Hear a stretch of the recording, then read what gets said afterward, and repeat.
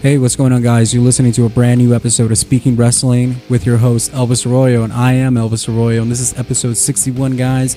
And today we got another installment of Vintage Playback, guys. Got a good one. But before we get started, guys, I want to give you a reminder that you can subscribe to this podcast on YouTube. Hit that subscribe button. And also anywhere you listen to podcasts, guys. And the best, easiest way that you can support this podcast, guys, seriously, you guys would be doing me a big favor is by following us on Instagram at Speaking Wrestling, guys, and on Twitter at Speaking Wrestle. That will do me so much, guys. Thank you so much.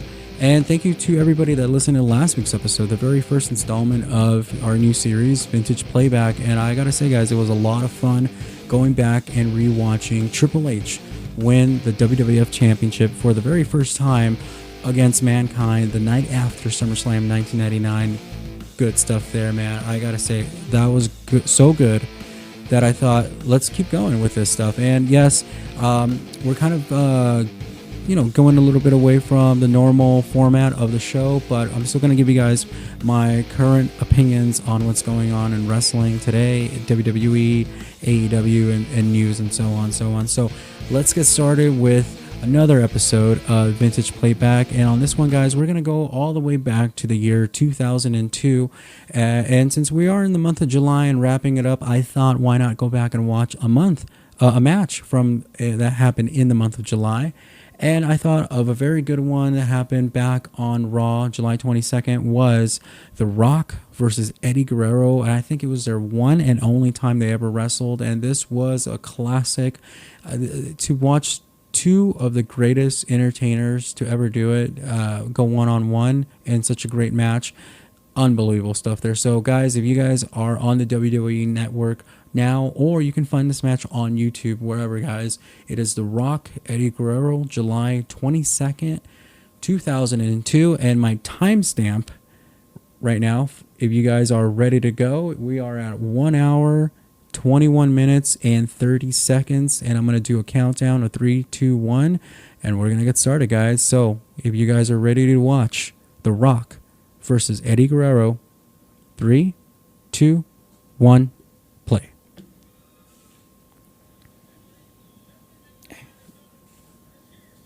Ooh. So Stephanie was at Raw here, and we have Eddie Guerrero making his way. I believe they were in Houston tonight. This was probably a night or a couple of weeks after. I know The Rock had just won the championship in what was a classic triple threat with The Undertaker and Kurt Angle at the Vengeance pay-per-view. That was in Detroit. So, and I know that when they used to go to Houston, the camera would be on this angle. Do you guys notice that? I don't know about you guys, but when I watch, wrestling, when I watch WWE and stuff like that, I pay attention a lot to the buildings they're at. I don't know. I'm a fan of knowing what cities, the name of the arenas, whenever they go to a new building. I mean, when you grow up in an era where buildings mattered, I mean, they matter at this point still in time.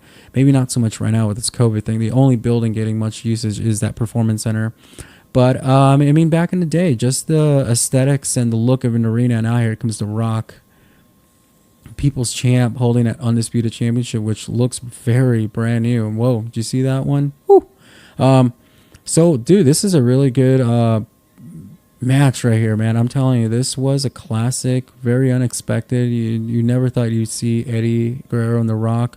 And look, just the feeling of this, man. If you can tell that Eddie right here knows that this is the most important night, and Rock, look at this, The Rock no pose. He knows he takes him serious. This is gonna be a classic, man. I mean, if you want to see two of the best go at it right now, this is it. So, but I was talking about the arenas and how the arenas look and the aesthetics and stuff like that, and you kind of get familiar throughout the years of what buildings they go into. I mean, for me, you can show me a photo, you can just show me any match, any clip, any highlight, and I can tell you what building and maybe like around what time or date it was, because I just get so used to seeing what the buildings look like. So I would always pay attention and know that, when you watch Raw, most often than not, the hard cam is looking at the ring and the stage is to the left.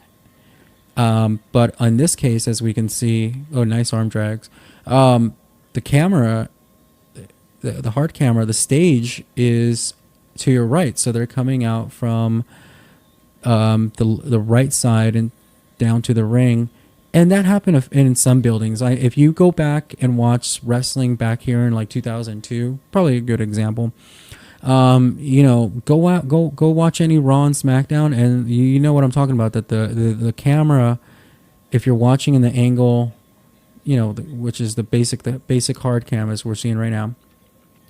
The stage is to the left. How we watch Raw, or we've been watching Raw the last few years. But back then, some buildings they could only put the hard camera on the other side, which meant that the wrestlers would be coming out on the right side, just like we are watching this match. And that was a fucking hard backdrop, dude. Did you see The Rock's head? Holy shit. And now, The Rock, around this time, you got to be thinking about The Rock just filmed...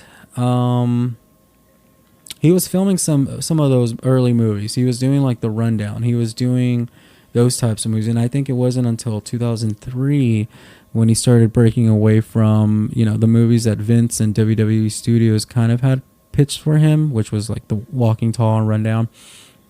The Rock started working on Be Cool, and that's really when the Rock started breaking away from being affiliated with Vince and WWE, and wanted to be known as Dwayne. So a little interesting fact there. But yeah, The Rock was kind of on his way out. His career was coming to a close right here. He was wrapping it up on the whole full-time stuff where it was, hey, I can't do this. This was for sure like, hey, Vince, this is it.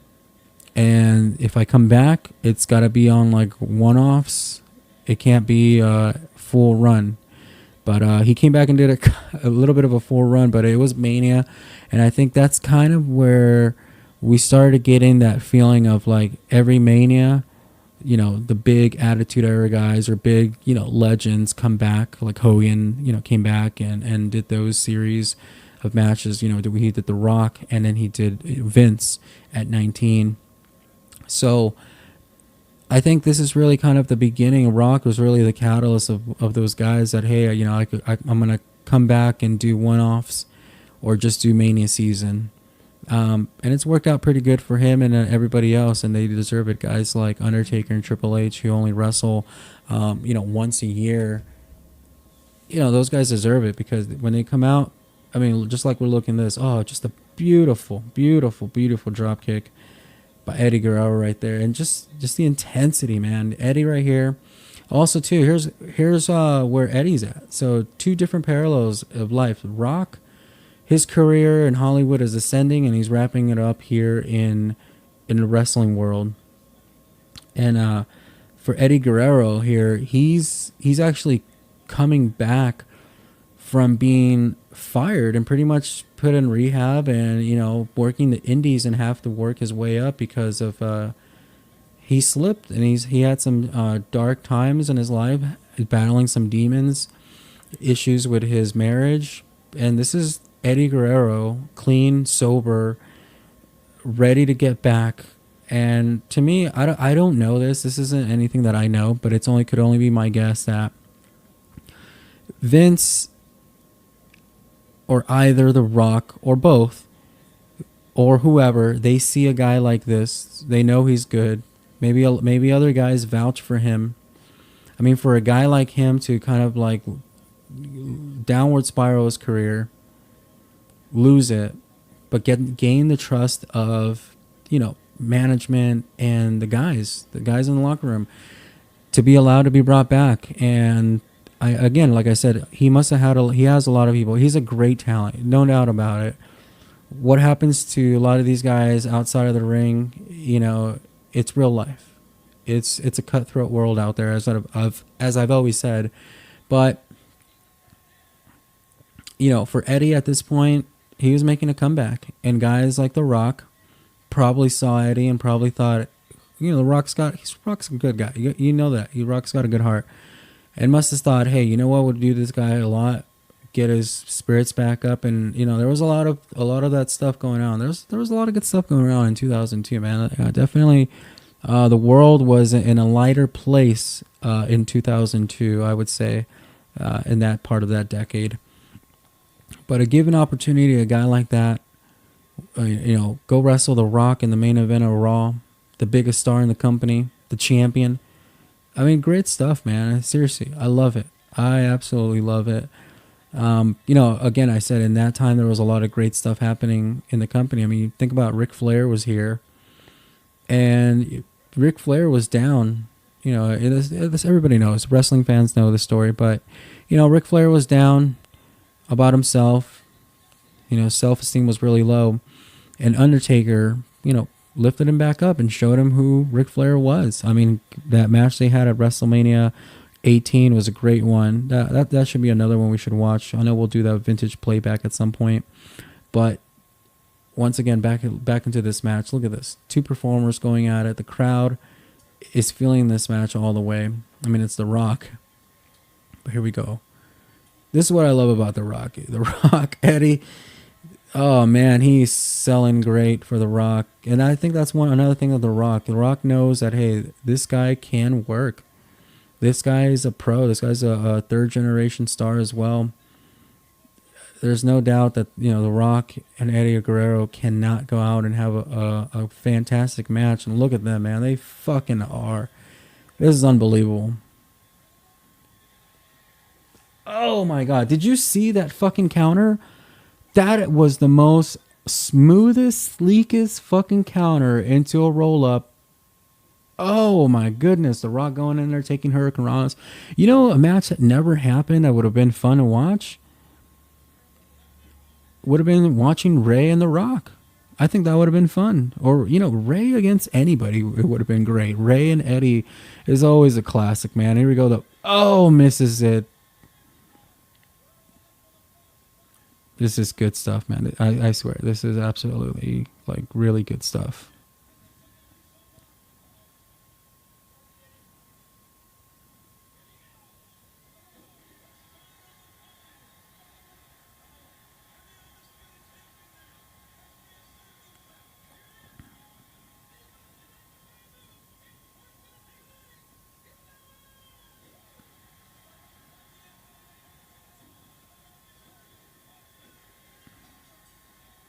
Good stuff, man.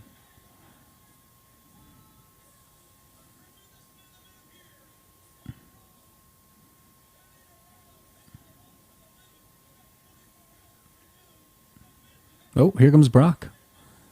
Again, Brock won the 2002 King of the Ring, guys, the previous month in June, and here he is.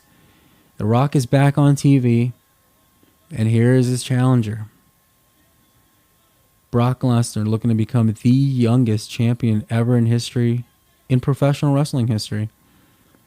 Here he is.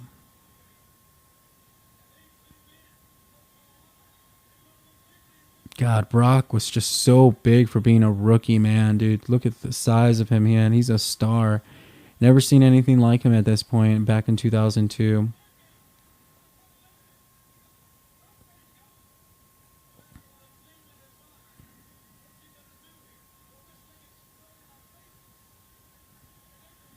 All right, there. Good stuff, man. Look at this.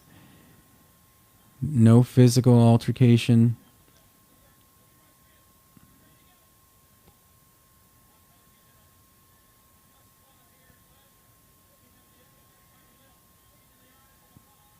Handing him the championship.